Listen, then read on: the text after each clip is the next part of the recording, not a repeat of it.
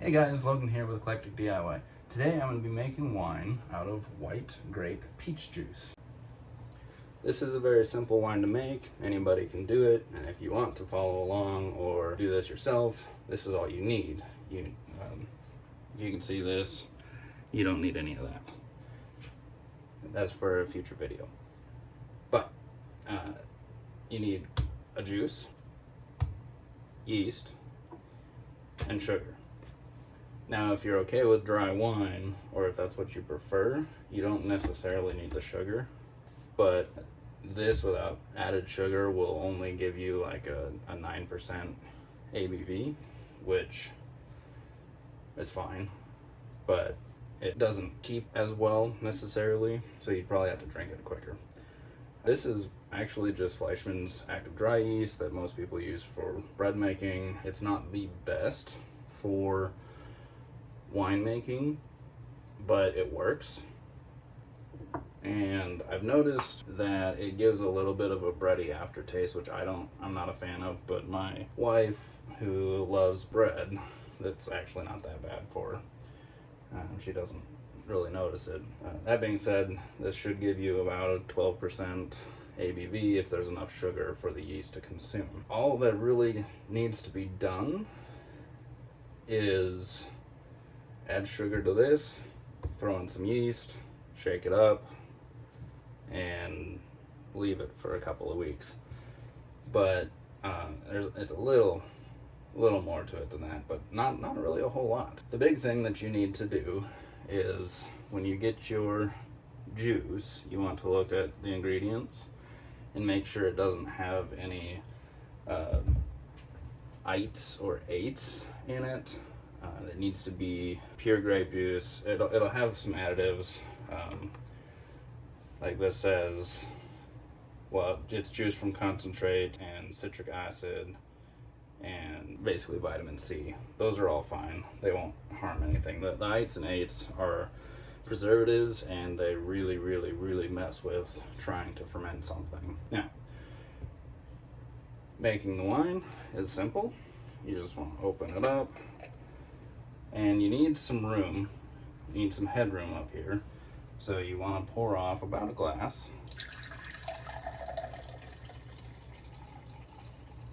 This doesn't have to be perfect, just close. So that gives me some room, and then you can just drink this, you know. Which that's pretty good. But basically, you need some room. The yeast is very likely going to foam up. It needs room in there to not, explode everywhere. You don't want that foam going everywhere. You'll attract all kinds of bugs, and yeah, it's really fun. So there's that. Once you have that done, you need to either add, using a scale, which I prefer, but you don't need a scale.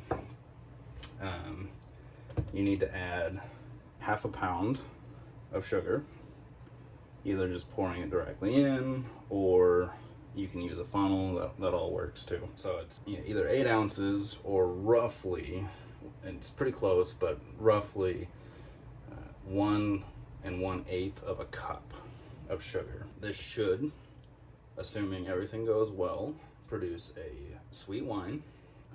Fairly sweet. Well, I guess the term would be semi-sweet. It's not gonna make a dessert wine by any means, but it should be a relatively sweet wine. That's assuming that Fleischmann's yeast doesn't go crazy and produce like a 14% instead of 12%. Yeah, it's possible, but so basically, all you gotta do is add your sugar.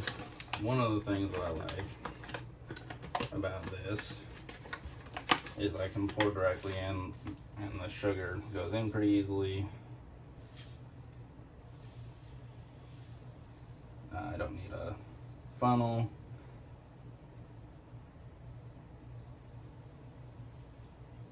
And I just need to add 8 ounces.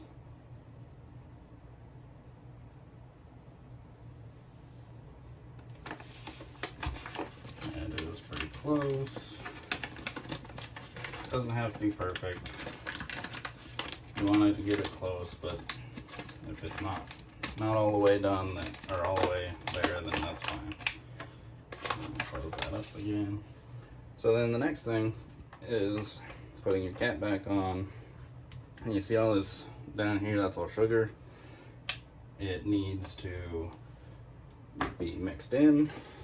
So just mix it in. I'll make sure it's real nice and mixed in. Otherwise it gets difficult for the yeast to actually eat it. I'm gonna make sure that's mixed. If it's not, you just want to keep going. Alright, so it's shook up. And the next thing is just to simply add the Fleischmann's into it. Now you could mix your teaspoon of Fleischmann's into some water. It's not required, it'll work without doing it, but you can if you want to. Basically, you just want to get a teaspoon, add it in, spill a little bit.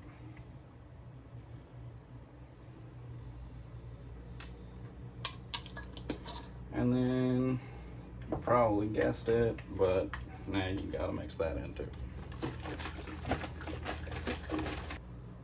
So now that you have it, everything's all mixed, the yeast will probably start there. You'll start seeing bubbles coming up, usually within a day, but it can be up to 3 days or even 4, I think. So you might have to be patient, but then it should take roughly 10 days to 2 weeks to finish fermenting.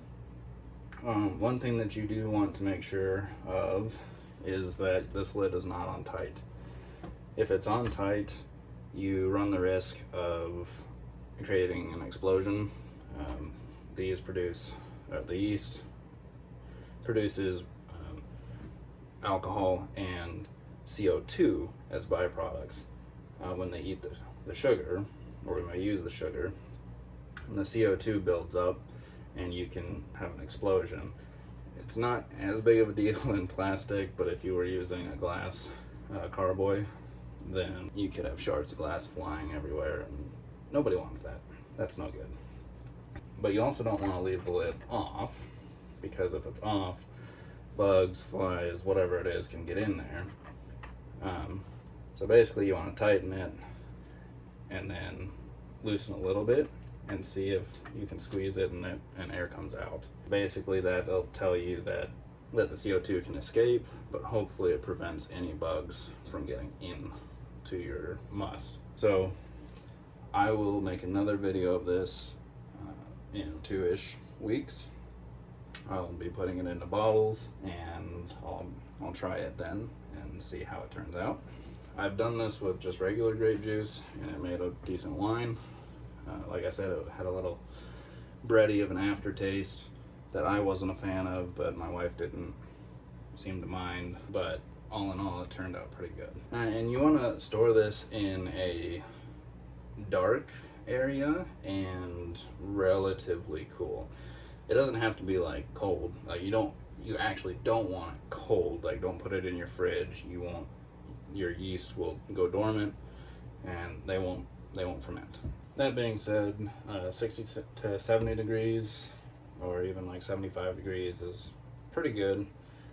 You can go a little colder than that, but you want to keep it kind of room temperature range. Definitely not cold and not hot, but pretty much anything that could conceivably be room temperature works. One of the nice things about the way that this one was done, one, it's cheap, so this should give me roughly 1.5 bottles of wine, and there's maybe $3 or $4 here, $1 of sugar, almost nothing of yeast, and I get what would be $12 to $30 worth of wine. depending on how cheap a wine you get. But even if you get like the cheapest wine you can, it's not gonna really compare to this price wise. This is gonna be way cheaper. That being said, this does take way more time, so take that as you will. But one of the things with winemaking that you need to be careful of is that you want to have everything sanitary. And normally if you have these need to be sanitized prior to using them. But this is already sanitized. In here is sanitized, otherwise there would already be wine. Or, it would go bad in some other way.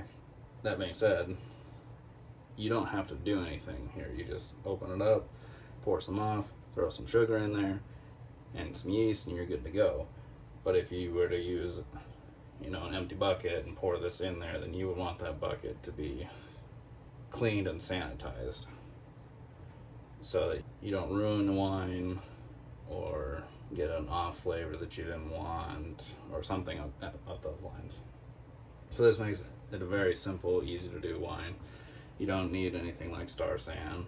You don't need to boil anything. It's already sterile. So here's a very simple wine to make. Hopefully it tastes good. I will let you know on that here in a couple of weeks when I try it. But until then, have a good one, and thanks for watching.